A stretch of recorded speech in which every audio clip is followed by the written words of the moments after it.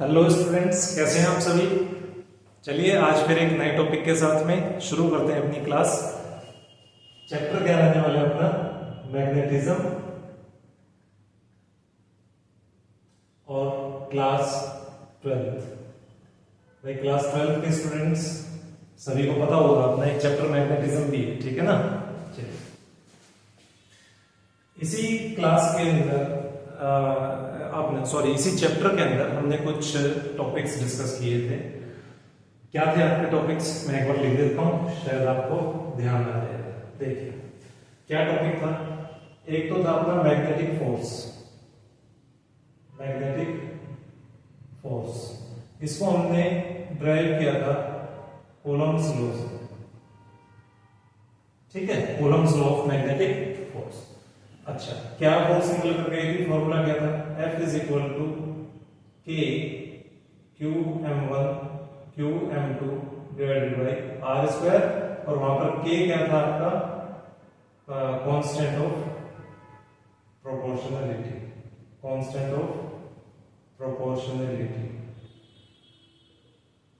ठीक है। साथ ही क्या वैल्यू थी इसकी, mu nought divided by 4 pi 10 raise to the power -7 इसकी क्या थी, वैल्यू थी। चलो एक और टॉपिक हमने इसके अंदर डिस्कस कर लिया था, डाइपोल मोमेंट का भी टॉपिक डिस्कस किया था। डाइपोल मोमेंट जिसको कि हम क्या था, डाइपोल मोमेंट, जिसको हम डिनोट किससे करते थे, डाइपोल मोमेंट को m से, ठीक है। और क्या होता था ये qm इंटू 2l, ये प्रोडक्ट होता था किसका, पोल स्ट्रेंथ का। पॉजिटिव है नेगेटिव कोई से भी पोल की आप स्ट्रेंथ ले सकते हो, it does not make any difference उसका। और साथ ही किसका, 2l क्या होता था, मैग्नेटिक लेंथ हुआ करती थी। दोनों पोल्स के बीच की दूरी, साउथ पोल नॉर्थ पोल के बीच की दूरी को किससे डिनोट करते थे हम, 2l से। ये एक छोटी लेंथ हुआ करती थी, ठीक है, डाइपोल मोमेंट। और एक और टॉपिक हमने डिस्कस किया था, magnetic field due to bar magnet बोल सकते हैं, या फिर मैग्नेटिक डाइपोल भी बोल सकते हैं, क्योंकि हर एक बार मैग्नेट क्या होती है, एक मैग्नेटिक डाइपोल को रिप्रेजेंट करती है, ठीक है। तो magnetic field due to a bar magnet at its axial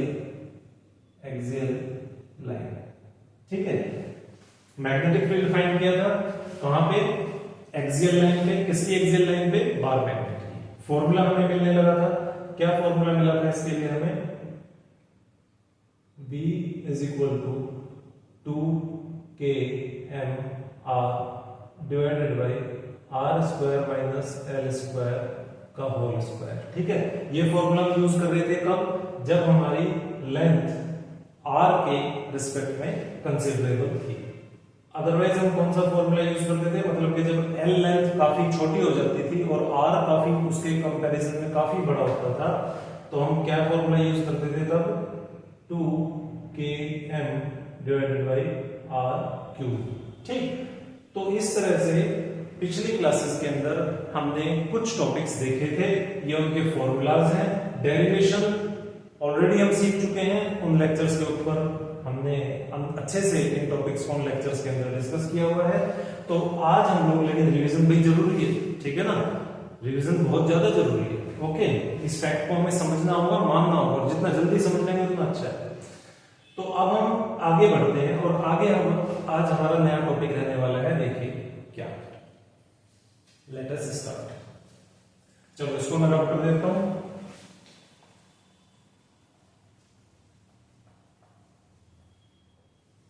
इसको हमने रब कर दिया। अच्छा, इसके अंदर मेरे को एक चीज याद आ गई। इसके अंदर आपको पता है ना अच्छे से कि ये आपका K क्या था, K आपका प्रोपोर्शनलिटी कांस्टेंट था, जिसको कि हम म्यू नॉट बाय 4 पाई भी लिखते हैं, या फिर हम डायरेक्टली क्या है यहाँ पर K लिख देते हैं, ठीक है। तो ये अपना क्या हो गया, 2Km divided by R cube. कब, अगर आपकी L जो है वो काफी कम है विद रिस्पेक्ट टू R।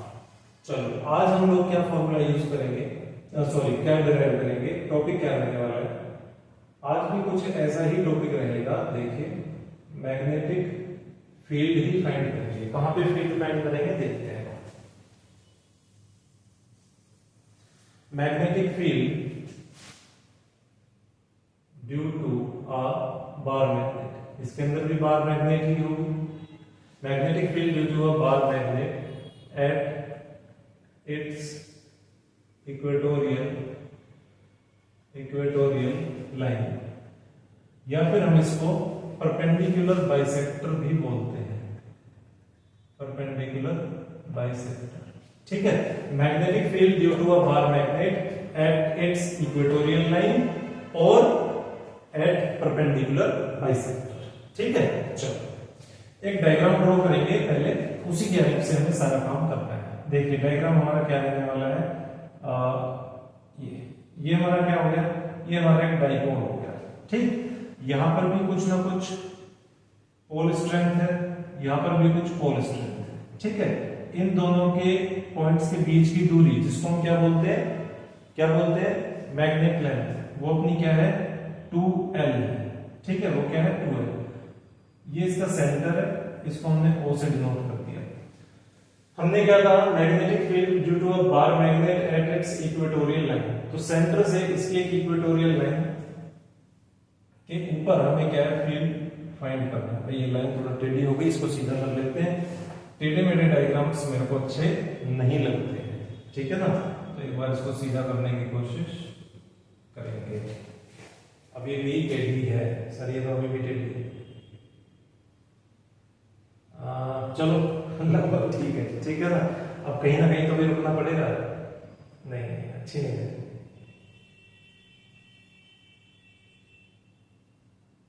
चलिए ठीक है, तो हमें क्या करना है, इसकी इक्वेटोरियल लाइन के ऊपर एक पॉइंट है P। क्या पॉइंट है, P पॉइंट। ठीक, वहां पर हमें मैग्नेटिक फील्ड फाइंड करना है। इस बार मैग्नेट की वजह से कुछ मैग्नेटिक फील्ड जो वहां पर प्रोड्यूस हो रहा है। चलो ये और ये, ठीक है। अच्छा, अब यहां से यहां तक की क्या लेंथ हो गई, यहां से यहां पे क्या लेंथ हो गई, L लेंथ हो गई। ठीक है, अगर इस पॉइंट से इस पॉइंट तक की लेंथ 2L है, तो O पॉइंट से इस पॉइंट तक की लेंथ क्या हो गई, हाफ लेंथ क्या हो गई भाई, L हो गई। ठीक, चलिए ये B पॉइंट है, इसको हमने X बोल दिया, ये X बोल दिया, और इक्वेटोरियल लाइन R दूरी पर, सेंटर से R दूरी पर एक P पॉइंट लोकेटेड है, P पॉइंट, इसके परपेंडिकुलर बाइसेक्टर पर, इसके परपेंडिकुलर बाइसेक्टर पर एक P पॉइंट लोकेटेड है, या हम कह सकते हैं कि सेंटर से R दूरी पर वो लोकेटेड है। ठीक है, इक्वेटोरियल लाइन के ऊपर लोकेटेड है एक P पॉइंट। वहीं पर हमें क्या फाइंड करना है, मैग्नेटिक फील्ड B के लिए हम ड्राइव करने जा रहे हैं। चलो अब हम क्या देख रहे हैं कि ये जो QM है, ये जो पोल है, अच्छा यहां पर कुछ रखा भी हुआ है, वो भी देखो। यहां पर क्या रखा हुआ है, यूनिट नॉर्थ पोल, यहां पर यूनिट नॉर्थ पोल रखा हुआ है। ठीक है, ध्यान से समझो, आराम से समझो। ठीक है, कोई जल्दबाजी नहीं है, आराम से धीरे धीरे। जल्दबाजी करोगे तो उससे क्या होगा, चीजें स्किप हो जाएंगी, समझ में नहीं आएंगी। ये जो आपका यहाँ पर पोल है, इसकी कुछ पोल स्ट्रेंथ है Q1। अब यहाँ पर एक यूनिट नॉर्थ पोल रखा हुआ है इस P पॉइंट पर, जो कहां पर लोकेटेड है P पॉइंट, आपके परपेंडिकुलर बाइसेक्टर पर, इसके परपेंडिकुलर बाइसेक्टर पर, या फिर इक्वेटोरियल लाइन पर, जो कि सेंटर से R दूरी पर। तो उस यूनिट नॉर्थ पोल के ऊपर ये आपका क्या लगाएगा, फोर्स लगाएगा। अब सर ये है क्या, ये साउथ है कि नॉर्थ है, तो चलो ये भी मार्क कर देते हैं। ये है साउथ और ये है नॉर्थ पोल, ये साउथ पोल, ये नॉर्थ पोल। अच्छा, साथ ही एक चीज और मार्क कर लेते हैं, वो क्या है, वो है हमारा M क्या है, मैग्नेटिक डाइपोल मोमेंट, और उसकी डायरेक्शन हमेशा क्या होती है, south to north. Magnetic dipole moment की डायरेक्शन क्या होती है, साउथ टू नॉर्थ, और उसका फॉर्मूला क्या होता है, QM into 2L। ठीक है, pole strength into this length, this total length, this 2L length, जो कि दो पोल्स के बीच की लेंथ है। चलो ये हाफ लेंथ मत ले लेना। अच्छा, अब ये नॉर्थ पोल है, और ये यहां पर भी क्या रखा हुआ है, यूनिट नॉर्थ पोल। तो नॉर्थ के ऊपर फोर्स तो लगाएगा फोर्स शो, लेकिन उस फोर्स का नेचर क्या होगा, तो इस फोर्स का नेचर होगा रिपल्सिव। ठीक है, तो इसको हमने क्या नाम दे दिया, Fn। चलिए अब यहां पर क्या है, यहां पर भी साउथ पोल है और उसमें भी कुछ पोल स्ट्रेंथ है कि QM वो भी इस यूनिट नॉर्थ पोल पर एक फोर्स लगाएगा, कौन, साउथ पोल। लेकिन फोर्स का नेचर क्या होगा, क्योंकि दोनों पोल्स कैसे हैं, आपके ऑपोजिट पोल्स हैं, तो ये क्या होगा, एट्रैक्टिव। कैसा होगा, एट्रैक्टिव नेचर। चलो इसको थोड़ा सा हमने डार्क भी कर दिया, चलो डार्क भी कर दिया इसको, ताकि बढ़िया से इसी डायरेक्शन में दिख जाए। अच्छा ये है क्या, ये है सर आपका FS, साउथ पोल में लगाया ना तो FS, ठीक है। देखो डायग्राम में सबसे ज्यादा टाइम हमें इन्वेस्ट करना है। अच्छा ये कोई डायरेक्शन नहीं है भाई, इसको डायरेक्शन मत समझ लेना किसी चीज की, इसको डायरेक्शन मत समझ लेना, तो फिर इसको थोड़ा सा हम इधर से इस तरह से दिखा देते हैं। चलो अच्छा अब यहां पर क्या है, इस ये जो नॉर्थ पोल ने इसके ऊपर फोर्स लगाई FN, इसके क्या होंगे, दो रेक्टेंगुलर कंपोनेंट होंगे। क्या होंगे, दो रेक्टेंगुलर कंपोनेंट, एक तो ये हो गया, एक तो ये हो गया, और एक क्या हो गया, एक हो गया ये, ठीक है।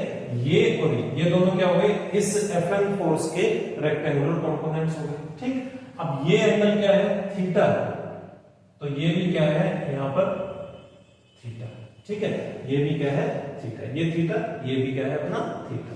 चलो अब ये वाला जो कंपोनेंट है और ये, तो थीटा के साथ जो कंपोनेंट है उसको तो हम क्या नाम दे देंगे, FN cos थीटा, और ये दूसरा बचा हुआ जो कंपोनेंट है इसको हम क्या बोल देंगे, FN sin थीटा। क्लियर होगी बात, समझ में आया। चलो ऐसे ही आपका FS फोर्स है, इसके भी दो रेक्टेंगुलर कंपोनेंट होंगे, एक तो इस इक्वेटोरियल लाइन के पैरेलल होगा, नॉट परपेंडिकुलर, सॉरी, क्या होगा, पैरेलल होगा, क्या होगा, पैरेलल होगा, और एक क्या होगा, एक आपके इस मैग्नेट के क्या होगा, पैरेलल होगा, दूसरा कंपोनेंट क्या होगा, इस मैग्नेट के पैरेलल होगा, लेकिन एंटी पैरेलल है, ठीक है। अगर आप इस मैग्नेटिक डाइपोल मोमेंट को देखें तो उसकी डायरेक्शन साउथ टू नॉर्थ है, तो हम ये भी कह सकते हैं कि जो आपका FN और FS का कोस कंपोनेंट है वो मैग्नेटिक डाइपोल मोमेंट के डायरेक्शन के क्या है, ऑपोजिट डायरेक्शन में।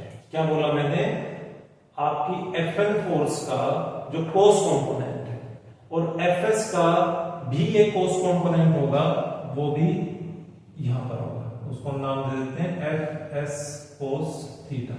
तो FN फोर्स का कोस कंपोनेंट और FS फोर्स का कोस कंपोनेंट जो होगा वो क्या होगा, मैग्नेटिक डाइपोल की जो डायरेक्शन है साउथ टू नॉर्थ, उस डायरेक्शन के अपोजिट डायरेक्शन में होगा। देख रहे हो ना, मैग्नेटिक डाइपोल की डायरेक्शन तो क्या है, इधर की तरफ है, साउथ टू नॉर्थ, और इसकी डायरेक्शन क्या है, कोस कंपोनेंट्स की, इसकी डायरेक्शन बिल्कुल अपोजिट है इसके, ठीक।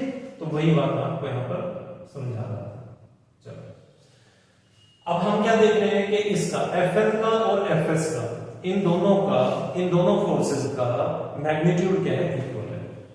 क्यों इक्वल है सर, अरे भाई इसलिए इक्वल है क्योंकि यहां पर भी पोल स्ट्रेंथ क्या है, QM है, यहां पर भी पोल स्ट्रेंथ क्या है, QM है, और यहां पर जो आपका यूनिट पोल रखा हुआ है, यूनिट नॉर्थ पोल, ये दोनों ही बारी बारी उसके ऊपर फोर्स लगा रहे हैं, एक रिपल्सिव लगा रहा है, एक अट्रैक्टिव लगा रहा है। साथ ही आपके इस साउथ पोल से इस P पॉइंट की जो दूरी है वो x है, नॉर्थ पोल से भी इस P पॉइंट की दूरी क्या है, x है। तो अपना फॉर्मूला क्या होता है फोर्स का, चलो लिख लेते हैं, लिखते हैं। अब देखते हैं फोर्स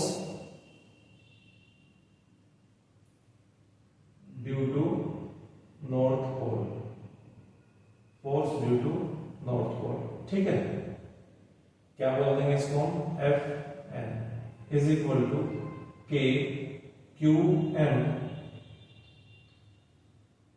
x का स्क्वायर। ये 1 कहां से आ गया सर, भाई ये 1 क्या है, ये QM तो आपको समझ में आ गया होगा, K आपका कांस्टेंट है, QM क्या है, पोल स्ट्रेंथ है नॉर्थ पोल की, और 1 कहां से आ गया, 1 है आपका यूनिट नॉर्थ पोल। ये क्या है, देखिए यहां पर हमने लिख करके रखा हुआ है, यहां इस P पॉइंट पर यूनिट नॉर्थ पोल रखा हुआ है, तो ये 1 क्या है, ये उसकी वैल्यू, ठीक। हालांकि ये कोई डिफरेंस नहीं हो जाएगा, इससे कुछ फर्क नहीं होगा, लेकिन हमने लिखने के लिए इसको लिख दिया है ताकि हमें ध्यान रहे। और दोनों के बीच की दूरी, नॉर्थ पोल से P पॉइंट की दूरी क्या है, x, तो उसका हमने क्या कर दिया, स्क्वायर। अच्छा अब आती है दूसरी force, force due to south pole क्या फोर्स लगा रहे हैं तो वो भी देख लेते हैं। Fs इज इक्वल टू के QM, भाई साउथ का भी पोल स्ट्रेंथ क्या है, QM ही है, इनटू 1 क्या है, ये आपका यूनिट नॉर्थ पोल की वैल्यू है, डिवाइडेड बाय दूरी क्या है साउथ पोल से पी पॉइंट की, x दूरी है तो x का स्क्वायर। तो इसीलिए मैं क्या बोल रहा था कि magnitude of Fn and Fs is same, वो क्या है आपका इक्वल। आप देखिए ना, इसका मैग्नीट्यूड क्या है KQM by x स्क्वायर, इसका मैग्नीट्यूड क्या है KQM by x स्क्वायर। तो इससे हम क्या कह सकते हैं, as we can see that the magnitude of Fn and Fs is equal। Magnitude क्या है दोनों का इक्वल है, तो सर इससे क्या होगा, मैग्नीट्यूड इक्वल है। भैया अगर मैग्नीट्यूड इक्वल है तो आप यहां पर देखिए, अच्छा इस कंपोनेंट का नाम तो लिख दें, ये क्या है Fs sin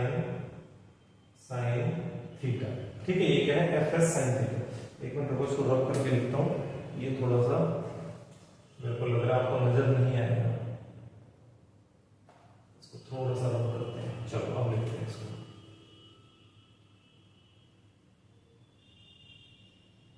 डायग्राम के ऊपर ही तो सब कुछ डिपेंड कर रहा है हमारा, और डायग्राम ही अगर खराब हो गया तो फिर चीजें क्लियर नहीं हो पाएंगी। तो ये कौन सा कंपोनेंट हो गया Fs sin थीटा, ठीक है। अब आप देखिए दोनों का मैग्नीट्यूड सेम है Fn Fs का, तो ये जो इसके साइन कंपोनेंट है Fn का साइन कंपोनेंट जो कि ऊपर की तरफ जा रहा है इक्वेटोरियल लाइन के अलोंग, और Fs का साइन कंपोनेंट जो कि इक्वेटोरियल लाइन के अलोंग नीचे की तरफ है। तो इन दोनों का मैग्नीट्यूड क्या होगा, सेम होगा, लेकिन डायरेक्शन इनकी क्या है, अपोजिट है। मैग्नीट्यूड क्या है Fn sin थीटा और Fs cos थीटा का सेम है, बट डायरेक्शन क्या है, अपोजिट है, और इसकी वजह से ये दोनों क्या हो जाएंगे, कैंसिल हो जाएंगे। तो यहां से कुछ कंक्लूजन हमारे सामने निकल करके आने शुरू होंगे। मैं इसको रब करता हूं और कंक्लूजन को लिखते हैं। चलो भाई, उसी से तो हमारी डेरिवेशन होगी ना, डेरिवेशन आगे कैसे बढ़ेगी, छोटी छोटी चीजों को, हर एक चीज को हमें नोटिस करते हुए आगे बढ़ना पड़ेगा। तो क्या कंक्लूजन निकल कर आया, कंक्लूजन पहला क्या निकल कर गया, as sine components of Fn and Fs are equal and opposite in the direction, hence they cancel out each other। भाई वो कमाल की बात, एक बड़ी कमाल का कंक्लूजन हमें यहाँ पर देखने को मिला। क्या देखने को मिला कि Fn और Fs का जो साइन कंपोनेंट है, देखिए इसके दो कंपोनेंट है, दो रेक्टेंगुलर कंपोनेंट में हमने इसको क्या कर दिया, स्प्लिट कर दिया था दोनों फोर्सेस को, Fn को भी और Fs को भी। एक साइन कंपोनेंट था, एक कॉस कंपोनेंट था। हमने क्या कंक्लूड किया कि जो साइन कंपोनेंट है वो दोनों ही इक्वल एंड अपोजिट हैं, और इसकी वजह से वो एक दूसरे को क्या कर रहे हैं, कैंसिल आउट कर रहे हैं, मतलब कि उनका तो एग्जिस्टेंस ही खत्म हो गया ना। तो यहाँ पर हमने क्या देखा, जो साइन कंपोनेंट्स हैं वो इक्वल एंड अपोजिट है, और इसीलिए वो कैंसिल आउट कर देंगे, तो उनको तो छोड़ दिए। दूसरा कंक्लूजन क्या हमने किया यहाँ पर, कोस कंपोनेंट्स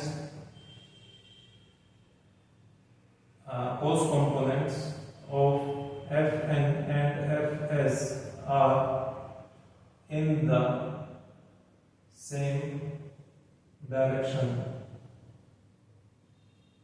hence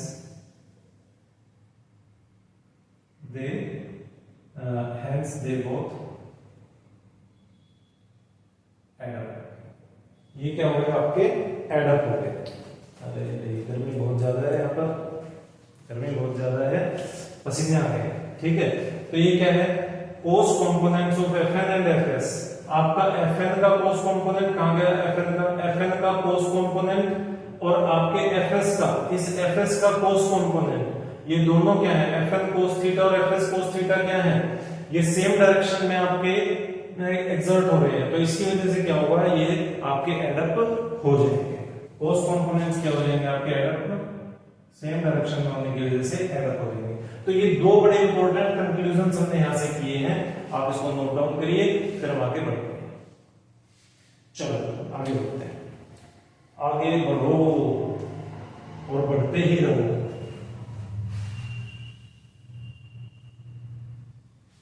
चलो जी, क्या अब हम देखते हैं हैंस। तो क्या देखा हमने, क्या समझ में आया हमें? इसका मतलब कौन सी फोर्स काम कर रही है? ये फोर्स तो कैंसिल आउट हो गई, बची कौन से? ये कोस कंपोनेंट्स बचे। बचे कौन से? ये कोस कंपोनेंट बचे।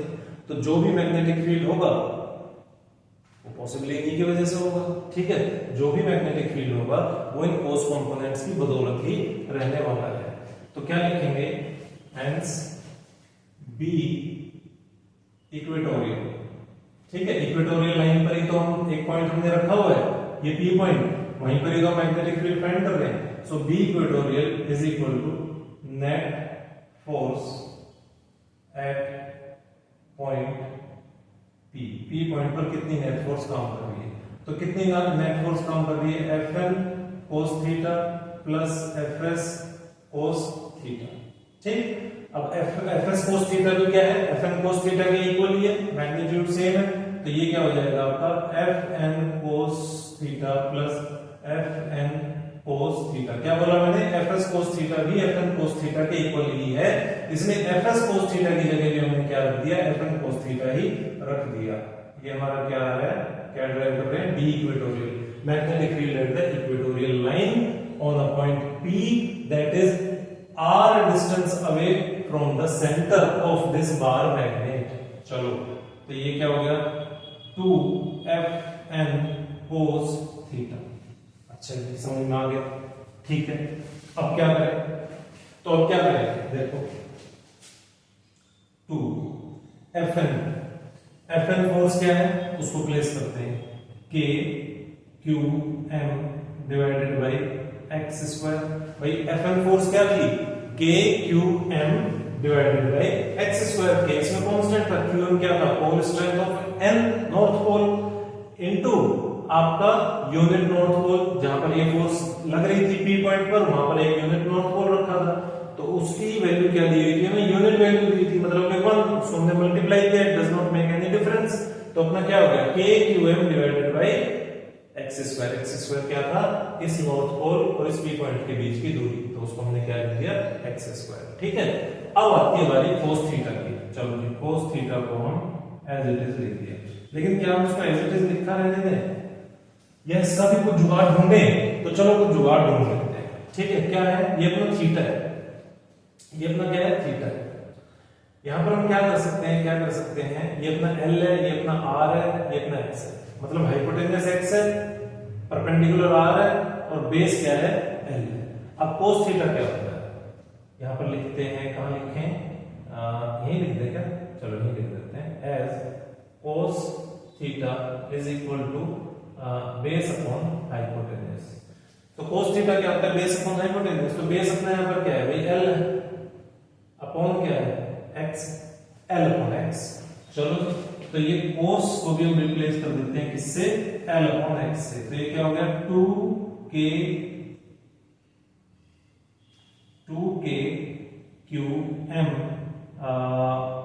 एल अपॉन एक्स, ये भी लिख दिया 2k q m divided by x into L upon x, ठीक। चलो, बहुत बढ़िया, शानदार। अरे एक गलती हो गई, शानदार के चक्कर में गलती हो गई, स्क्वायर लगाना भूल गए, ठीक है। रब कर दो इसको, इतना समझ में आ गया। यहां पर हमने क्या किया? Fn की वैल्यू डाल दी, यहां पर हमने cos थीटा को रिप्लेस कर दिया L अपॉन x से, बेस अपॉन हाइपोटेन्यूस से, ठीक है। वहां से हम सब कुछ उठा के यहां ला रहे हैं, इसीलिए मैंने कहा था कि सबसे ज्यादा टाइम हमें डायग्राम को ही देना है। समझ में आ गया यहां तक? चलो, अब इसको ऊपर से शुरू करते हैं। ये भी मैं रब कर रहा हूं, हेडिंग भी रब कर रहा हूं और इसको ऊपर से शुरू करेंगे। क्या आ गया था अपने पास में formula? B equatorial is equal to 2k q m divided by x square l by x. इसको हम क्या लिख सकते हैं? 2k q m l divided by x का क्यूब। अब ये x क्या है, इसकी भी वैल्यू डाल लेते हैं। ये रहा अपना x क्या है, अपना हाइपोटेनस है, पाइथागोरस लगाया, ठीक है। p square plus b square perpendicular plus square plus base का स्क्वायर क्या हो गया, r square plus l square, और रूट की जगह हमने क्या रख दिया 1/2, ठीक है, 1/2।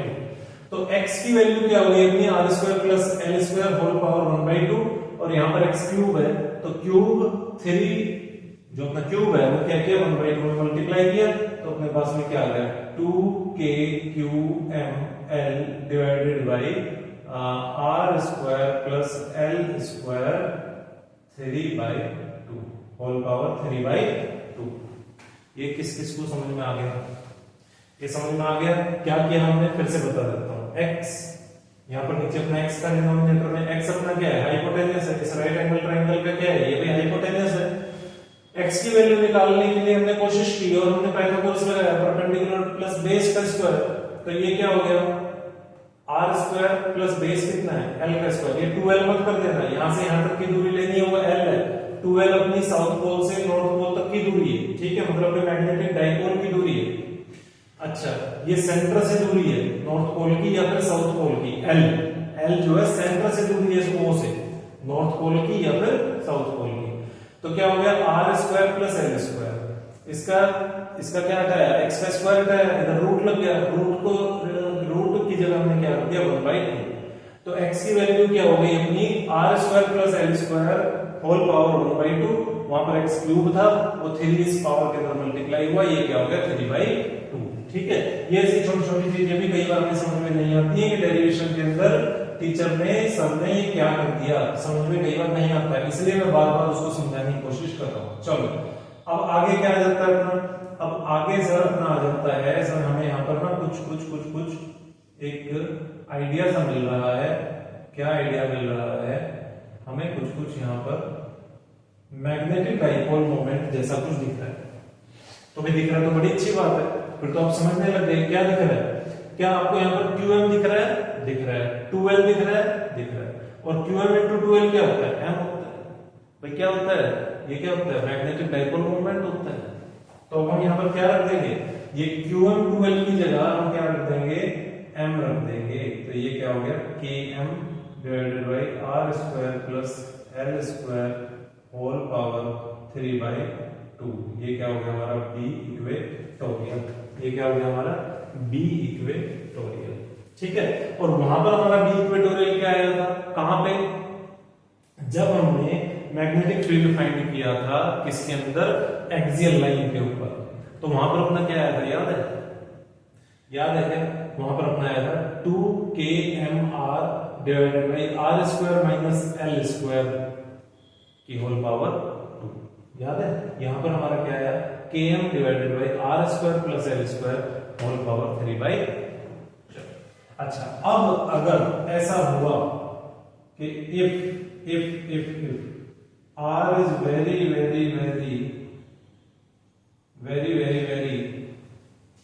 larger as compared to l, मतलब कि जो r है, ये जो r है ये इस l के कंपैरिजन में बहुत ज्यादा हो गया, मतलब वो p पॉइंट इस इक्वेटोरियल लाइन पर काफी दूर जाकर के रखा हुआ है।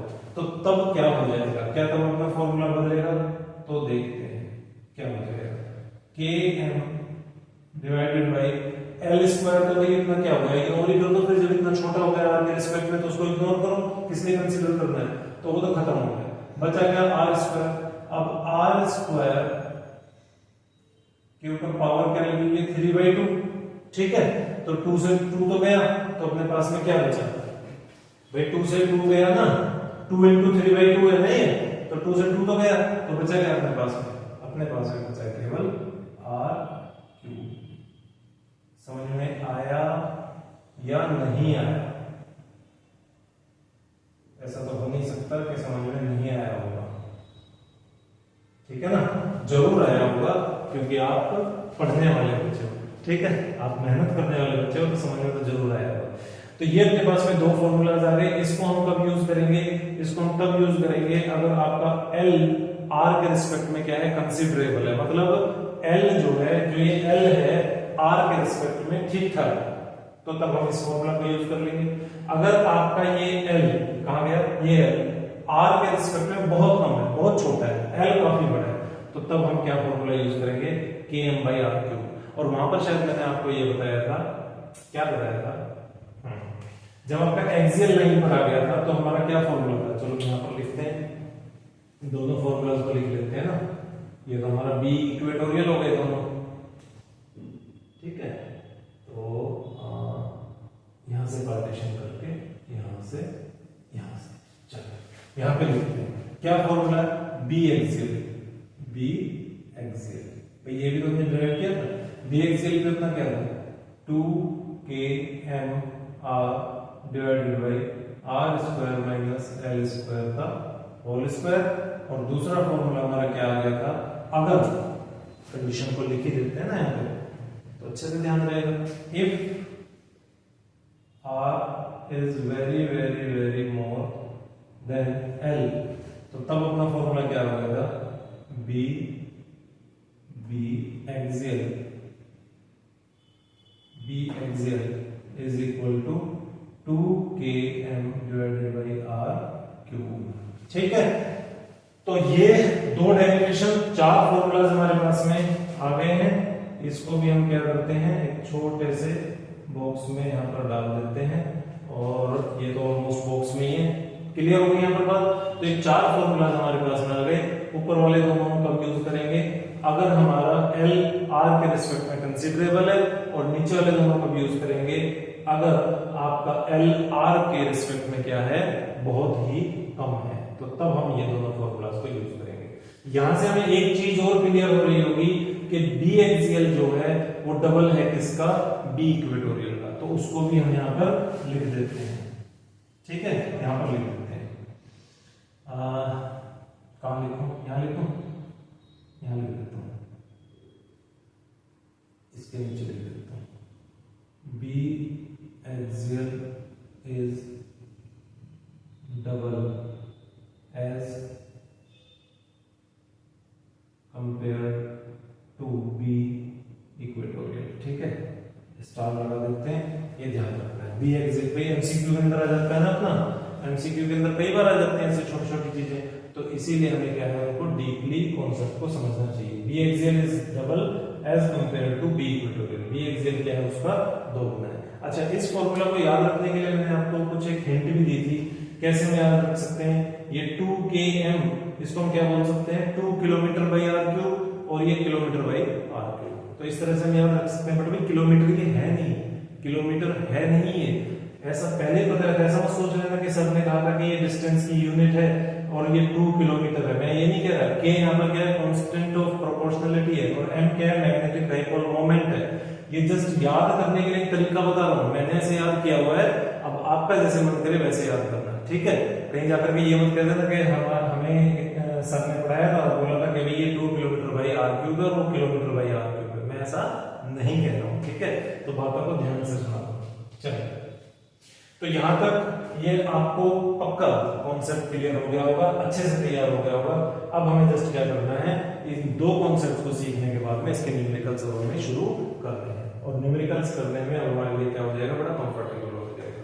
साथ ही डायग्राम को बहुत अच्छे से ध्यान से तैयार करना, क्योंकि आपने देखा होगा कि जितनी भी डेरिवेशन अभी तक हमने इस आज के टॉपिक में की है वो विदाउट डायग्राम पॉसिबल नहीं थी। मतलब डायग्राम की अगर हमें एक बेसिक नॉलेज नहीं थी तो उस डेरिवेशन को हम नहीं कर सकते। ठीक है, चलो bye, take care and please send some queries. ठीक है, इट्स माय रिक्वेस्ट, बाय।